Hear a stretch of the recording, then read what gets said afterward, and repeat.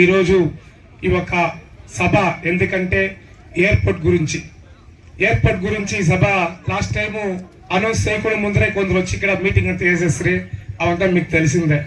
ఎవరంటే వాళ్ళని తప్పుగా కూడా మాట్లాడేసరి అదంతా మీకు తెలిసే. కారణం ఏంటంటే ఈ పొద్దు రైతులు పోయి ప్రకాశన్న కోరిక మీద ప్రకాశాన్ని కానీ ఎంపీ కానీ అడిగితే మేము వస్తాం, ప్రజల ముందు మేము మాట్లాడతామని చెప్పిన దానికి ఈ సమావేశం. దీనికి ముద్దు పెట్టిన సమావేశం ఎట్లా? అది దేవుడి కోసం పెట్టిరి. ఇవన్నీ అన్ని ఆల్ పార్టీలు మీటింగ్ చేసి రైతుల సమాచారం తెలుసుకుందాం మీటింగ్ అయ్యేలా ఒకరినొకరు మాట్లాడేసి తప్పుగా మాట్లాడి వాడేవో ఎక్స్మన్ మా ఎమ్మెల్యే వచ్చి పొరికలు లూజ్ అంట తొలిగా కూడా మాట్లాడతారు. వాడు ఇంకా లూజు. వారి గురించి మా ప్రకాశాన్ని గురించి మా గోపి గారి గురించి ఏం తెలుసు? 15 ఏళ్ళ హిస్టరీ 20 ఏళ్ళ హిస్టరీ గోపీనాథ్ గారి గురించి చెప్పాలంటే ఈ ప్రాంతపు 15 ఏళ్ళ కంటిన్యూ ఎమ్మెల్యే అయినా మన గోపీనాథ్ గారు తడిలో ఎమ్మెల్యే అయ్యి ఇక్కడ ఎమ్మెల్యేగా చేసి ప్రతి ఒక్క రైతు దగ్గర ప్రతి ఒక్క గ్రామం తరపున ఒక మంచి పేరు తీసుకునేంత వ్యక్తి మన ప్రకాశన్న గారు. అలాంటి వెళ్ళిపోయిన మీరు తప్పుగా మాట్లాడితే తప్పు కదా? ఏమి మీ పాలిటిక్స్? మీరు ఏం పాలిటిక్స్ చేస్తారు? మీరు మొన్న ఎవరినడి మీరు మీటింగ్ చేస్తే కరెక్ట్ అవును వస్తుంది నిజమే. మన ప్రాంతం ఇంప్రూవ్ అయ్యేదానికి ఎయిర్పోర్ట్ కావాలని నిజమే.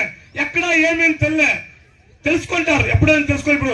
ఇప్పుడు ఎన్నో రోజులు తెస్తారు. మన హరీష్ చెప్పినట్లా అది ఎవరు అడిగి తెస్తారే? సెంట్రల్ గవర్నమెంట్ రైతుల పైన సెంట్రల్ గవర్నమెంట్ పైన ఆర్భాటం చేస్తాకి బీజేపీ వచ్చిన ఆర్భాటం చేస్తారా? ఇప్పుడు హరీష్ చెప్పే కర్ణాటకలో 1 కోటి రూపాయలు వచ్చింది, 3 లక్షలు వచ్చింది. ఎలా మీ ప్రభుత్వం అడగలేదే? దీనికి ముందు ఎవరైనా పిలిచి రైతుల సమస్యలు ఎక్కువగా మాట్లాడలేదే?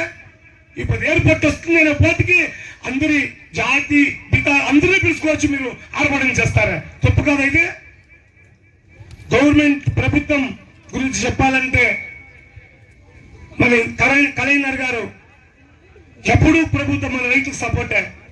ఇప్పుడే కాదు కొన్ని సంవత్సరాలుగా ఫ్రీ కరెంట్ కావచ్చు, రైతులకి ఎన్ని సేవలు చేస్తున్నారో మీకుండే రైతులు ప్రతి ఒక్కరికి ఈ పచ్చిత వలసుకోవాలి ప్రతి ఒక్కరికి తెలిసిన విషయమే. ఎన్ని మిమ్మల్ని కోసం కాపాడతారు. ఇప్పుడు మిమ్మల్ని నష్టం చేస్తారు, ప్రభుత్వం మీకు బాధపడుతుందని మీకేమైనా కలురుమా? ఎవరో చెప్పిన మాటలంతా మీరు వినకూడదు. దానికి సమస్యలు తీరుస్తారు. మీ రైతు సమస్యకి ఏమైనా రైతుకు బాధ అయితే ఈ ఉండే లీడర్లు అసెంబ్లీలో మాట్లాడతారు, పార్లమెంట్ లో మాట్లాడతారు.